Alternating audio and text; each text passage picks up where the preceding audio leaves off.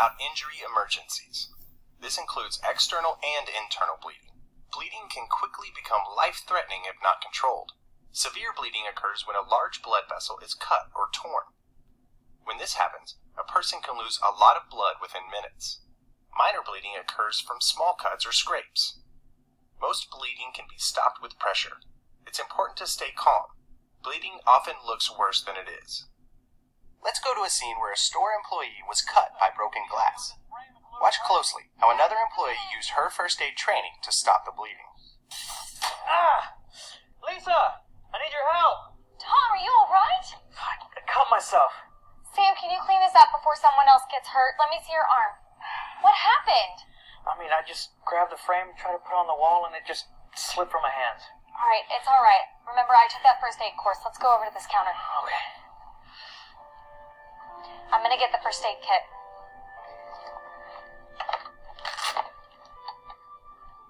Put this gauze on the cut and press down while I get my gloves on. Okay. I would have never thought this would happen to me. It's alright, things like this happen. Alright, I'm gonna try to get the bleeding to stop, but I'm gonna have to press down hard, okay? Okay. Okay, it's bleeding through, so I'm gonna add some more gauze. Can you take the old one off? No, it might pull out some clots and make the bleeding worse. I'm going to push down a little harder with this extra gauze, and I think we can get the bleeding to stop with a little more time and pressure. Okay.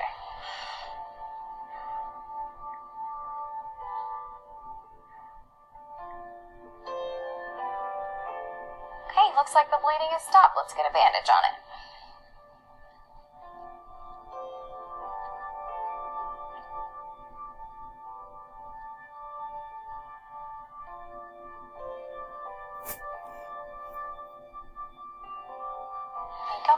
Thanks.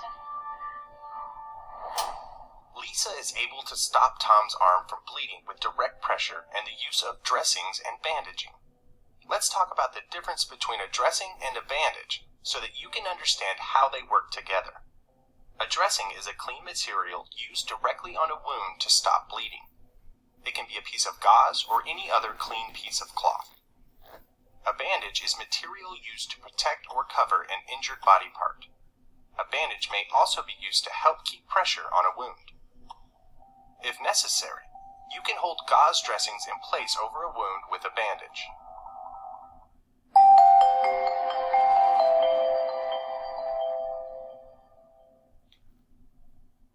To stop external bleeding, take the following first aid actions. First, make sure the scene is safe for you and the injured person. Send someone to get the first aid kit. Put on personal protective equipment. If possible, have the person apply direct pressure. Apply dressings from the first aid kit and put direct pressure on the dressings over the bleeding area.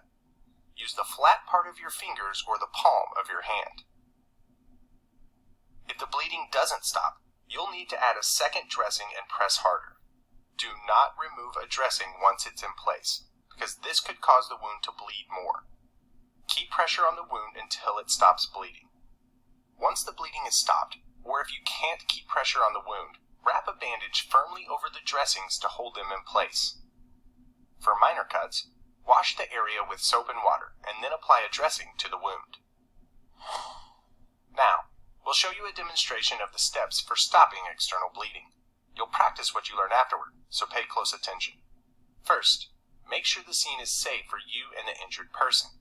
If appropriate, have someone phone 911 and get the first aid kit and AED. Put a dressing on the wound. Apply direct pressure on the dressing. Use the flat part of your fingers or the palm of your hand. If the injured person is able to do so, ask him to hold gauze to the wound and apply pressure while you put on protective gloves. Then, let him know you will take over.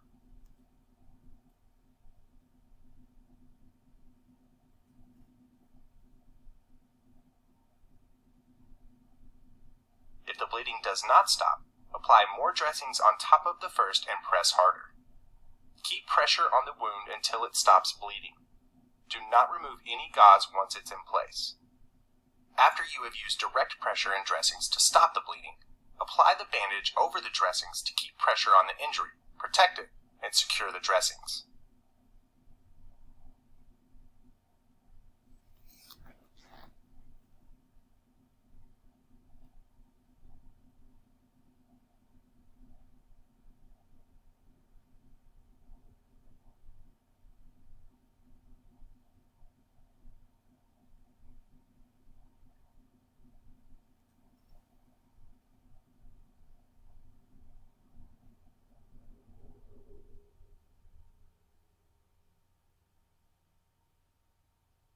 video will now pause for you to practice stopping bleeding and using dressings and bandages.